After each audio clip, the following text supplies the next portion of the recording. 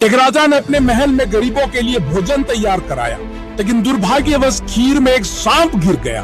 किसी को भी इसका पता नहीं चला और वो खीर गरीबों में परोस दी गई और इसे खाने से सभी गरीबों की मृत्यु हो गई। ये देखकर राजा के होश उड़ गए।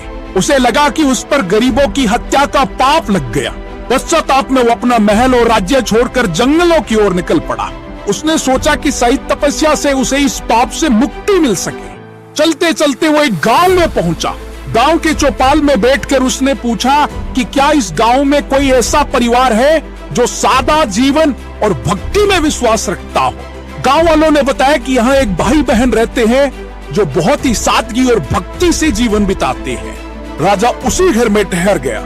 अगली सुबह राजा ने देखा कि वो लड़की ध्यान में बैठी हुई है। आमतौर पर वो जल्दी उठकर घर का काम और नाश्ता बना लेती थी, लेकिन उस दिन वो काफी देर तक ध्यान में लीन रही। जब वो ध्यान से उठी तो उसके भाई ने कहा, बहन आज तुम देर से उठी हो, घर पर एक मुसाफिर ठहरा है, नाश्ता कराकर उसे जल्दी भेजना था। लड़की ने शांति से कहा, भैया ऊपर धर्मराज के दरबार में एक बहुत उलझा हुआ मामला चल रहा था, उसी पर ध्यान लगा था, इसलिए देर हो गई। भाई ने पूछा, कैसा मामला? लड़की बोली, एक राजा ने गरीबों के लिए भोजन बनवाया था, लेकिन दुर्भाग्यवश खीर में सांप गिर गया और वही खीर खाने से सभी गरीबों की मृत्यु हो गई। अब धर्मराज ये तय नहीं कर पा रहे हैं इस पाप का दोष राजा को लगे या उस सांप को या फिर उस नौकर को जिसने बिना जांचे खीर परोस दी थी। राजा ने प्रार्थना की, क्या मैं एक रात और यहाँ रुक सकता हूँ?